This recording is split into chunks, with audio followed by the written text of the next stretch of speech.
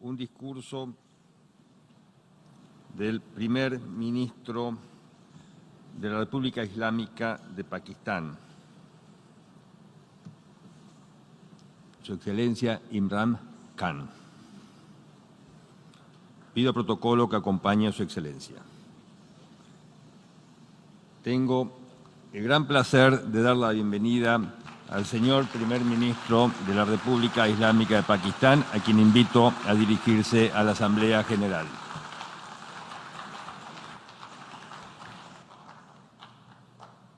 Bismillah ar-Rahman ar-Rahim. Iyyaka na'budu wa iyyaka nasta'in. Mr. President, Honorable Secretary General, Excellencies, ladies and gentlemen, I feel honored today to represent my country at this Forum of World Leaders, where we have a chance to discuss problems that the world is facing. I want to talk about a lot of problems, but just 4 today. And I especially came to this forum despite a difficult time in my country, facing challenges. I would not have come, but because I feel that there are some very urgent problems which the world must address. So first of all, I start with climate change. So many leaders have talked about climate change. But Mr. President, I feel that there is a lack of seriousness. Perhaps world leaders do not, some of the leaders who can do a lot, do not realize the urgency of the situation. We have a lot of ideas, but as someone said, ideas without funding is mere hallucination. Pakistan, I'll give you start with my own country. Our country is amongst the top 10 nations in the world which are most affected by climate change. We depend upon our rivers.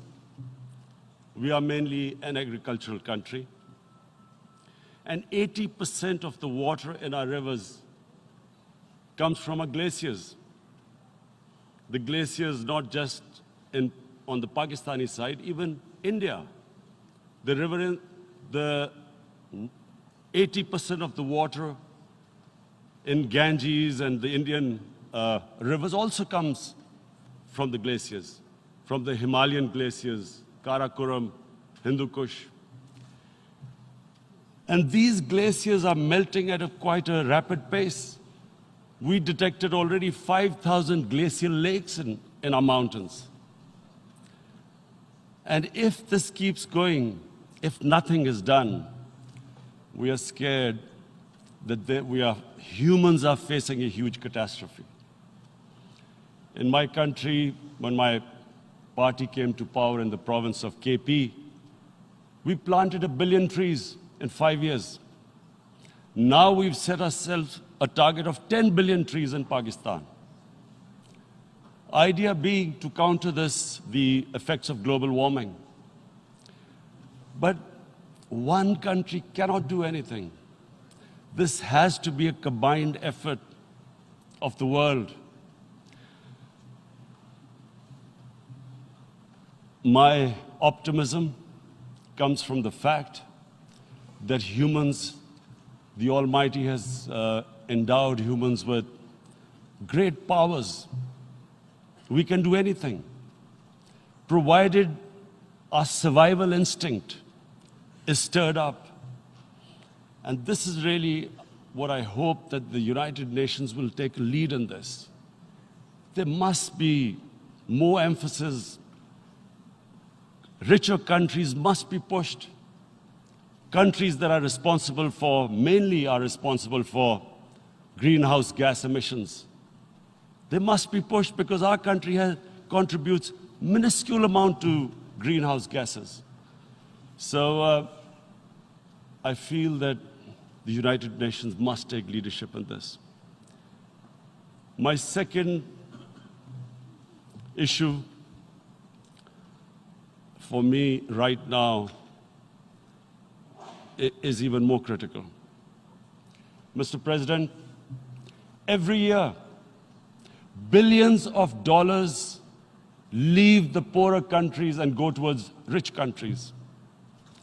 Billions of dollars siphoned off by the ruling elites of the developing world. And they find their way into Western bank accounts, offshore accounts, tax havens, expensive properties hidden behind companies bought in Western capitals. Mr. President, this is devastating the developing world. This is causing more poverty, debts. It's impoverishing the developing world. The difference between rich and poor countries is growing because of this. Money laundering, which happens because money leaves the poorer countries into rich countries, is not treated the same as, for instance, money from drugs or terror financing. The seriousness which terror financing and money from drugs, the way it is treated, it's not the same. The way the poor countries are being plundered by their elites. It's not happening. In my country, when I took charge of our government a year back, in the 10 years preceding that, our total debt went up 4 times. The debt we had accumulated in 60 years, just in 10 years, it went up 4 times. As a result, the total revenue we collected in 1 year, half of it went into debt servicing. How are we going to spend money on our human beings, 220 million people, when half the money is going into debt servicing? Because our country was plundered by the elites, the ruling elite. And easily they could get the money out. And when, Mr. President, we located properties in Western capitals bought by this money through corruption and money laundering, located the properties of these corrupt leaders, we find it so difficult to retrieve it. That money, if we retrieved that money, we could spend on our human beings. But it's so difficult. The laws protecting these criminals. We do not have the sort of money to have expensive lawyers and spend millions and millions of dollars. We need help from the rich countries. And Mr. President, it's critical.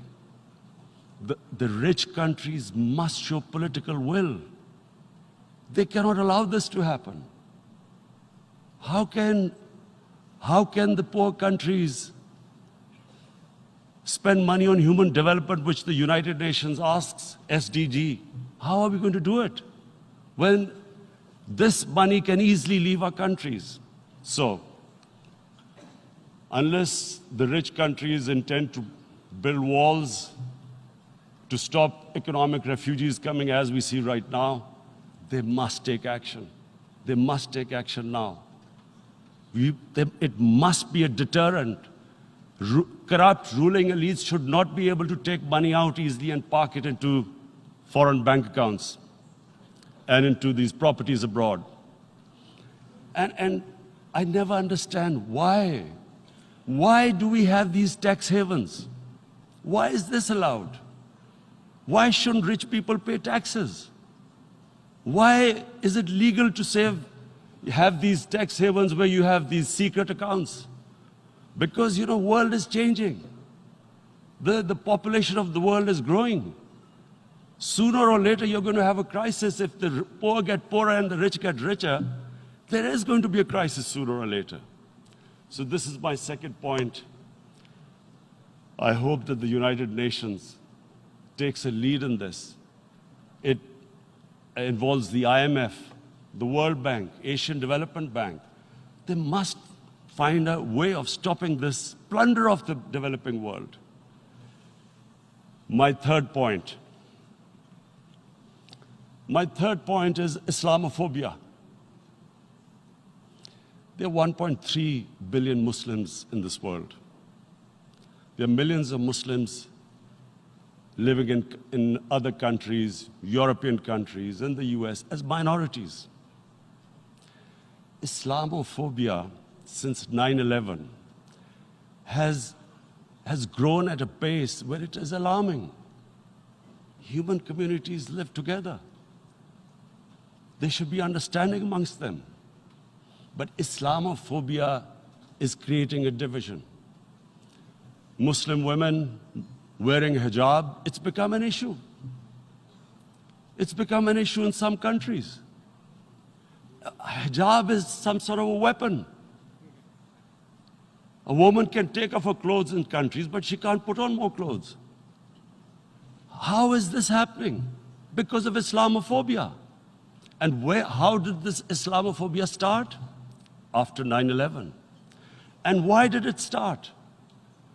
Because certain Western leaders equated terrorism with Islam. Islamic terrorism.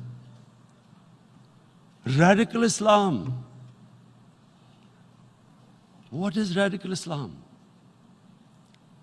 There is only one Islam. And that is the Islam we follow of Prophet Muhammad sallallahu alaihi wasallam. There is no other Islam. Radical Islam, Islamic terrorism, what message did they send to people in the West?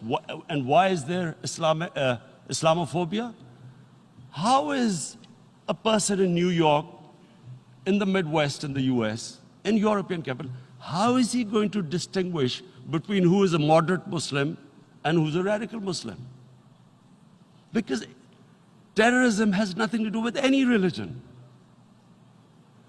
This Islamic terrorism, Islamic radicalism, and sadly used by leaders, this has been the main reason for this Islamophobia. And it has caused pain amongst Muslims. We in Muslim countries watch this Islamophobia traveling abroad, and it's getting worse. And may I just say, Mr. President, that in European countries, it is marginalizing Muslim communities. And we all know that marginalization leads to radicalization. Some of the people who ended up as militants in Syria and other places were from marginalized Muslim communities. And my point here is that we must address this issue. I'm sad to say that we Muslim leaders have not addressed this issue either. After 9/11, when this thing came about war against radical Islam, rather than Muslim leaders trying to explain to the West that there is no such thing as radical Islam, in all human communities, they are radicals. They're liberals and rest are moderate. All human communities, Christians, Jews, everyone has it. But Islam is not radical, neither Judaism, neither Christianity, neither Hinduism. No religion preaches radicalism. The basis of all religion is compassion and justice, which differentiates us from the animal kingdom. But unfortunately, the Muslim leadership was so scared of being called radical Islam that all of them became moderates. In Pakistan, we were in the eye of the storm, and our government coined a phrase called enlightened moderation. No one knows what it meant. But everyone started putting on Western suits that they were moderates, started speaking. Even those who didn't know English would speak English because they were moderates. No one had a clue what it was. Because we, in the Muslim world, did not explain to the West that there is no such thing as radical Islam. One of the reasons why after 9/11, Islam was supposed to be equated with terrorism was suicide attacks. Because the 9/11 bombers did a suicide attack, all sorts of theories came up that the Muslims are involved in suicide attacks because they will get virgin in heavens. Some came up with, what about women, suicide attackers? So this bizarre thing happened. No one explained. Suicide attacks and Islam were equated. No one did research that before 9/11, the majority of suicide attacks in the world were by Tamil tigers, who were Hindus. No one blamed Hinduism, and quite rightly. What has Hinduism got to do with what desperate people were doing in Sri Lanka? We all know about, we've seen films about Japanese kamikaze pilots at the end of the Second World War doing suicide attacks. No one blamed the religion. But here we were trying to prove we were moderates and not explaining to the West. But the most important thing I wanted to say here today, in explaining this Islamophobia, Mr. President, and I feel it's very important because I've spent, because of I played professional sport in England, I spent a lot of time there. So I know how the Western mind works and how West views religion. So where the misunderstanding about Islam came. And one of the reasons it caused Islamophobia. That was, in 1989, this book was published, maligning, insulting, ridiculing our Prophet Muhammad sallallahu alaihi wasallam. And there was a reaction in the Muslim world. The West couldn't understand what was the problem. Because in the West, because I have spent so much time in the West, religion is perceived completely differently. They don't look upon religion like we do. And so, Islam was supposed to be an intolerant religion. It was against freedom of expression. And Islam took a real beating 30 years ago. I still remember it became a watershed. And every 2 or 3 years, someone would malign our Prophet, peace be upon him. There would be a reaction by the Muslims. And again, it was Islam, an intolerant religion. Again, this time, I blame a certain section of the people in the West who deliberately provoked this, knowing the impact it would have. But the majority of the people in the West didn't understand. This is where, again, Muslim leadership let the Muslims down. We should have explained to them what our Prophet, peace be upon him, means to us. So in 1 minute, I'll try and explain what he means to us.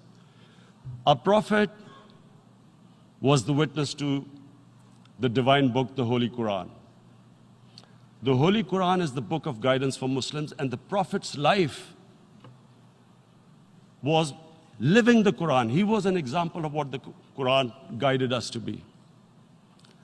So he is the ideal we all try to get to. The Prophet created the state of Medina, the first state in Islam. That state was the basis of a Muslim civilization which became the predominant civilization for the next 700 years. And what was that state? I hear such strange things about Islam, that it is against women, it's against minorities. The first state of Islam in Medina, it was the first time a welfare state was set up. The state took responsibility of the weak, widows, orphans, poor people, handicapped. It taxed the rich, spent the money on the poor. The state announced that all human beings are children of Adam, hence equal, whatever the color of their skin. the state announced, the Prophet announced that, and slavery, the whole system depended on slavery as it did for many years in the Western societies. The Prophet said that one of the greatest deeds is to free a slave. But because the society depended on slavery, he said, but if you have to treat them as an equal member of the family. And as a result, something happened in a Muslim world which hasn't happened in any other civilization. Slave dynasties appeared. Slaves became kings. The Mamluks, slaves who ruled Egypt. In India, there were slave dynasties. And then, with minorities, again, you hear that Islam is supposed to be against minorities. Let me just make this clear. In Islam, the Prophet announced that everyone was free to practice his religion. It was a sacred duty to protect the places of worship of all religions. He announced that every person is equal in front of law, whatever his religion or his color. And this incredible case, and I always quote this, that the fourth Khalifa, the head of state of Medina, he lost a court case against a Jewish citizen. So, number one, it showed there was a rule of law, no one was above law. And number two, that a Jewish citizen was an equal citizen. So, Mr. President, when a Muslim society is unjust to its minorities, it is going against the religion of Islam and our Prophet, peace be upon him. So, it is important to understand this. The Prophet lives in our hearts. When he's ridiculed, when he's insulted, it hurts. As we human beings understand one thing: the pain of the heart is far, far, far more hurtful than physical pain. And that's why the Muslims react. And I always thought that if I ever had this stage, I would try and explain this to the world community, especially to the Western community, because having lived in the Western community, people didn't understand this. When I first went as a teenager to England, there was a comedy film on Jesus Christ. It's unthinkable in Muslim societies. So we need to explain that, look, in a human community, we must be sensitive to what causes pain to other human beings. We have, in the Western society, and quite rightly, the Holocaust is treated with sensitivity because it gives the Jewish community pain. That's all we ask, that do not use freedom of speech to cause us pain by insulting our Holy Prophet. That's all we want. And now, the number 4th point, Mr. President, and this is the most critical point, is the reason why I especially came here. It is about what is happening in Kashmir. Before I go on this, I want to make one thing clear, that when we came to power, my first priority was that Pakistan would be a country which will try its best to bring peace. We had been through this war on terror. We joined the United States war on terror after 2001. And Pakistan went through one of its worst periods where 70,000 Pakistanis died and over 150 billion was lost to our economy. And Mr. President, I opposed the war because in the 80s, Pakistan had joined the Western countries in what was the freedom struggle then in Afghanistan against the Soviets. And it was funded by the Western countries. These Mujahideen groups, which were treated in guerrilla warfare, were trained by Pakistan Army, funded by the Western countries, and especially US, and they waged what was a freedom struggle in Afghanistan. The Soviets called them terrorists. We called them freedom fighters. 1989, the Soviets retreated. The Americans packed up and left. Pakistan was left with these groups. Come 9/11, Pakistan joined the United States in this war on terror. And now our government was supposed to, the reason why I opposed joining this war, because here we had indoctrinated them in jihad, meaning freedom struggle against foreign occupation. Now, because we had joined the US, and the US had occupied Afghanistan, now we were supposed to tell them that, no, this is not freedom struggle and jihad, it's terrorism. So that's why I tried to tell then government that, stay neutral, because you will have leverage over them. You will be able to control them. But if you join them, you become collaborators, and they will attack you, which is what happened. They turned against us. We went through a nightmare. 70,000 people killed in a war we had nothing to do with. No Pakistani was involved in 9/11. Taliban were in Afghanistan. Al-Qaeda was in Afghanistan. What had we to do with it? 70,000 Pakistanis died. So when we came to power, we decided that we would dismantle what was left of these groups. And this decision was taken not just by us, but by all the political parties in Pakistan. Unfortunately, they didn't implement it. So we came to power, we decided to implement it, and we dismantled whatever was left of the groups. And I know that India keeps accusing us that there are these groups there. I would like the United Nations to send observers, see for themselves what we've done. No Pakistani government would have dared to do this because it would have created strife.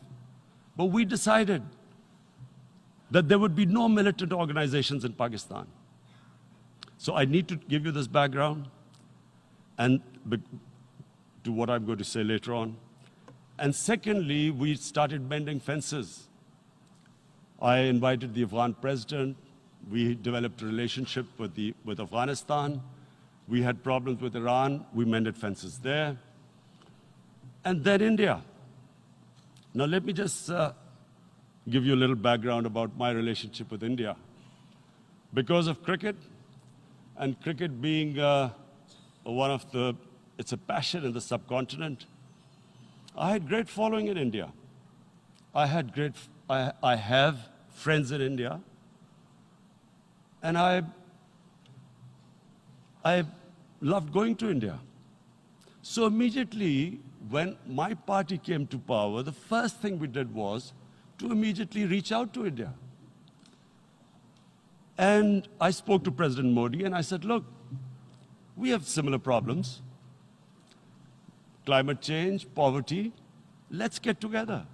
Let's resolve our differences through trade. Let's build a relationship on trust.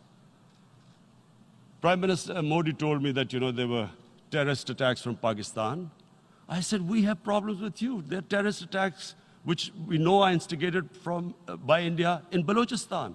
We caught a spy, Kulbhushan Yadav, who admitted what the sabotage going on in Karachi and Balochistan. So we said, look, let's leave that behind. Let's move forward. Our main priority should be our people. The highest number of poor people live in the Indian subcontinent. Unfortunately, didn't make any headways. Our foreign ministers were supposed to meet on this in the UNGA last year. India canceled it. We thought that it's their election coming up. It's a nationalist, ultra-nationalist party. it doesn't want to cozy up to Pakistan. So we thought, okay, we'll wait till the elections. Meanwhile, a 20-year-old Kashmiri boy, whose father said was radicalized by the security forces in Kashmir, blew himself up on an Indian convoy. Immediately, India blamed us. I spoke to the Indian public on television. I said, if you give us any iota of proof, we will immediately take action, because we've clamped down on these groups. Rather than sending us any proofs, they sent their jets in, they bombed us. We retaliated. A jet, 2 of their planes were shot down, 1 pilot bailed out in Pakistan. We immediately returned the pilot, saying that, look, we do not want any escalation. Rather than taking that as a peace gesture, the entire campaign, almost the entire campaign of Mr. Modi in the election was how he had taught Pakistan a lesson that jets had killed 350 terrorists. Complete lie. They had just killed about 10 trees of ours, which was quite painful given that, we are growing all these trees. He then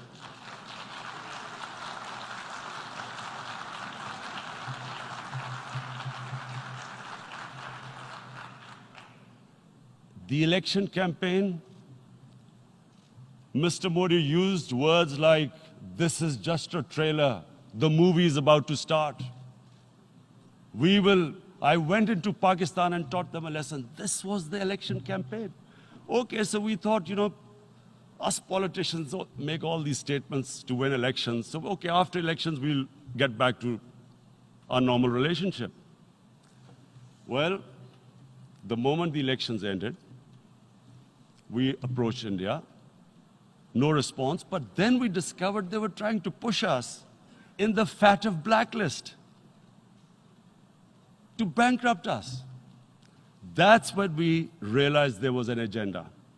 And that agenda became obvious on the 5th August when India went against 11 United Nations Security Council resolutions, which say that Kashmir is a disputed territory and the people of Kashmir have the right of self-determination. They went against that. They went against Simla Accord, which is about bilateral, sorting out our differences through bilateral means, went against that. They actually went against the Indian Constitution. Illegally, they revoked Article 370, which gave Kashmir the special status. They got an extra 180,000 troops there. Total number of security forces in Kashmir now are 900,000. And they put 8 million people of Kashmir under curfew.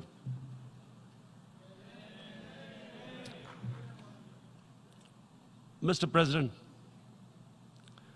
now I just briefly want to make the people understand, how can anyone do something like this?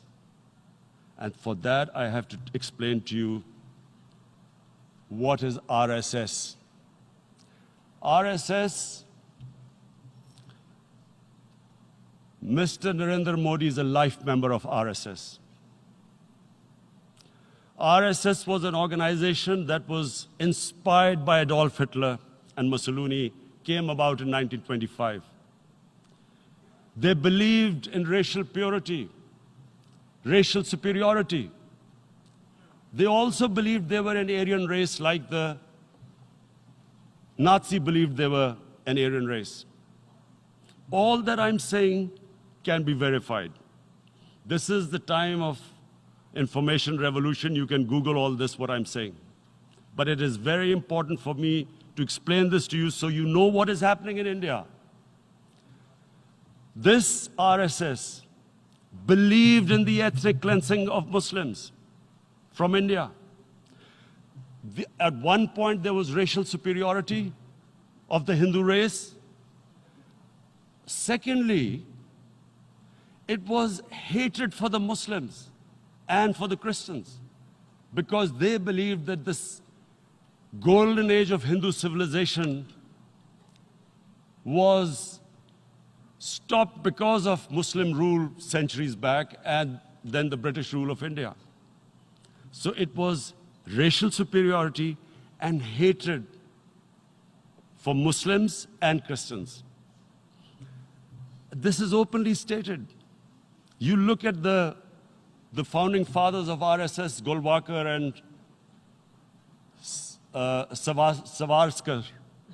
Just Google them and you'll find out. And this ideology of hate is what murdered the great Mahatma Gandhi in 1948. It was this ideology of hate that made Narendra Modi in 2002 do a pogrom against Muslims in Gujarat when he was the chief minister. He allowed 3 days for these RSS goons who were inspired by the Hitler brown shirts. They actually wear brown shirts. This RSS, the Congress Home Minister gave a statement that in RSS camps, terrorists are being trained. And these terrorists butchered 2,000 Muslims and 150,000 Muslims were made homeless. Narendra Modi could not travel to the US because of that. And I need to make you understand this background before I explain to you that what sort of a mindset would lay siege to 8 million people with 900,000 troops. Women, children, sick people, locked in as animals. In fact, of what I know of England, if 8 million animals were locked in, the RSPCA would have made a lot of noise about it. These are human beings.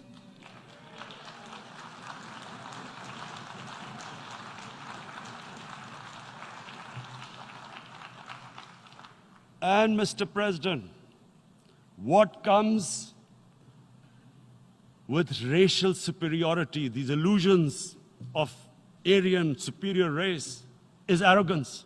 The two go together.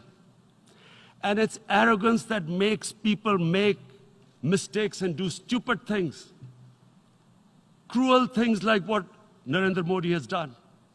It's sheer arrogance. And it's arrogance that has blinded him from the fact that what is going to happen when the curfew is lifted? Has he thought about it? This hasn't been thought through. What is he going to do when he lifts the curfew? Does he think that people of Kashmir will quietly accept the status quo because India has changed the constitution and taken away the special status? They'll accept that? Mr. President, 100,000 Kashmiris have died in the past 30 years because they were denied the right given by the United Nations, the right for self-determination. 100,000 have died and 11,000 women have been raped. There are 2 human rights, United Nations human rights reports on this. The world hasn't done anything because India is a huge market, 1.2 billion people. Sadly, the material prevails over the human. But this has serious consequences. Again, I repeat, that's why I'm here. Look, what is going to happen when the curfew is lifted will be a bloodbath. The people will come out. There are 900,000 troops there. They haven't come to, as Narendra Modi says, he's done this for prosperity of Kashmir. This is supposed to be for the development. These 900,000 troops, what are they going to do when they come out? There'll be a bloodbath. Has he thought it through what happens then? Mr. President, has anyone thought that what happens when there is a bloodbath? What do you think the impact will have on people of Kashmir. What do you think they will think? The way they have been boxed in their houses, treated like worse than animals, no rights. Thousands of all the political leadership has been arrested, taken out of Kashmir. Even those Kashmiri leaders who were pro-India have been taken out. 13,000 boys have been picked up and taken to God knows which destinations. So what do they think? What will the people of Kashmir do when they lift the curfew? They will be out in the streets. And what will these soldiers do? They will shoot them. They've already used pellet guns, blinded young boys. In the last 6 years, the 5 years, the oppression that has gone on in Kashmir. And so, Kashmiris will be further radicalized. Mr. President, there will be another Pulwama.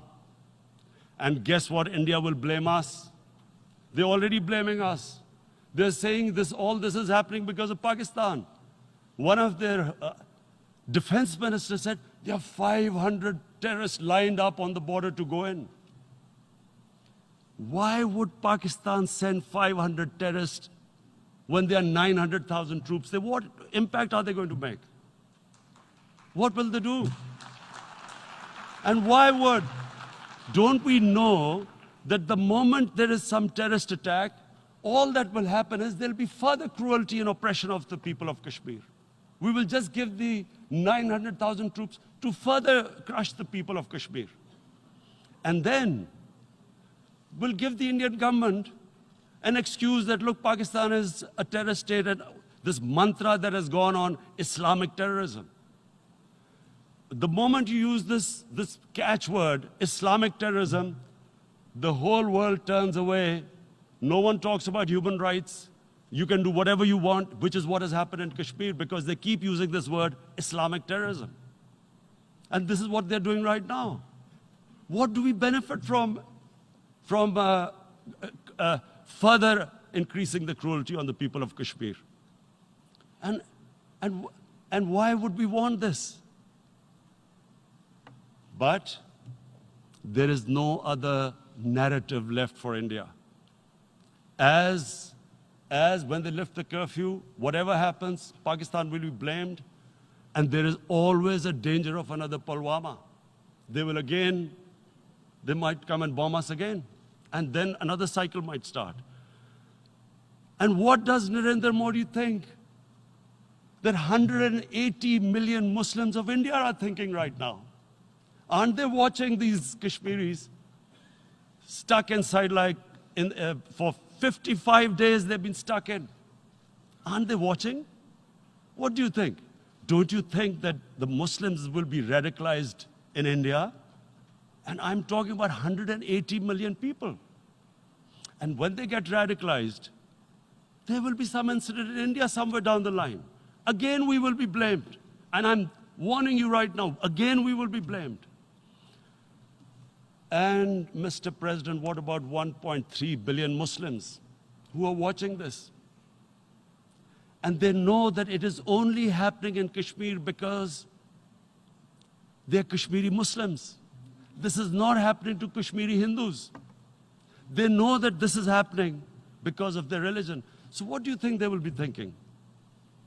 What do you think the Jewish community would think if there were, forget 8,000 Jews stuck like this?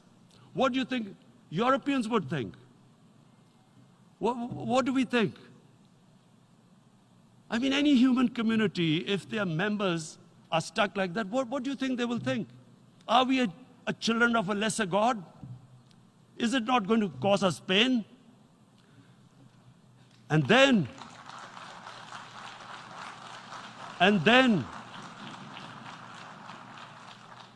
tell you what will happen. People will, in the 1.3 billion Muslims, someone will pick up arms. I know we've been brought up with films, Western films. This good, decent guy doesn't get justice. He decides to pick up a gun and start seeking justice. There was a film made in New York, famous film called Death Wish. This guy gets mugged by and his family, his wife gets killed or something. He can't get justice. He picks up a gun and he goes around shooting muggers. And the whole cinema cheers him on. So what do you think the Muslims are thinking right now? If there is a bloodbath, there will be Muslims becoming radicals, not because of Islam, but because of what they will see, that there's no justice when it comes to Muslims. There were Rohingya Muslims, Myanmar, who are, God knows, almost 1 million people out, ethnic cleansing. What was the response of the world community? So what do you think will be the response of 1.3 billion Muslims? I picture myself. I'm in Kashmir. I've been locked up for 55 days. I have heard about, and there are rapes, Indian Army going into homes, soldiers. Would I want to live this humiliation? Would I want to live like that? I would pick up a gun. You're forcing people. You are forcing people into radicalization. When people lose the will to live, what is there to live for? And this is what, if you can do this to human beings, you are actually radicalizing people. And so, Mr. President, I want to repeat here, this is one of the most critical times. There will be a reaction to this. Pakistan will be blamed.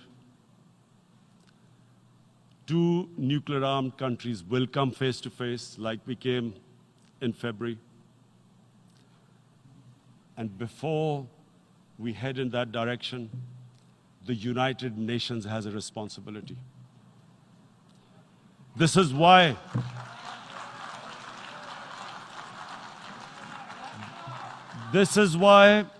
the United Nations came into being in 1945. You were supposed to stop this happening. I feel we are back to 1939, Munich. Czechoslovakia has been taken, annexed. What is the world community going to do? Is it going to appease a market of 1.2 billion, or is it going to stand up for justice and humanity?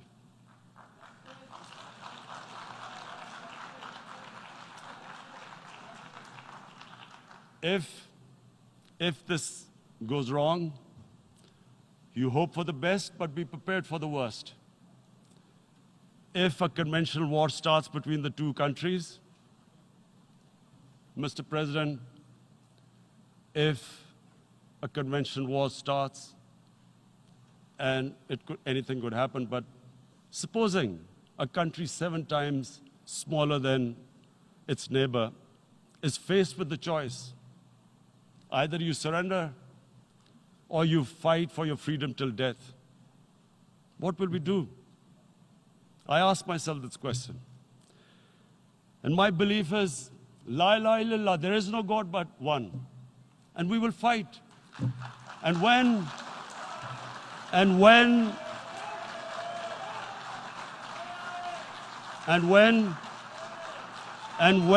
a nuclear-armed country fights to the end, it will have consequences far beyond the borders.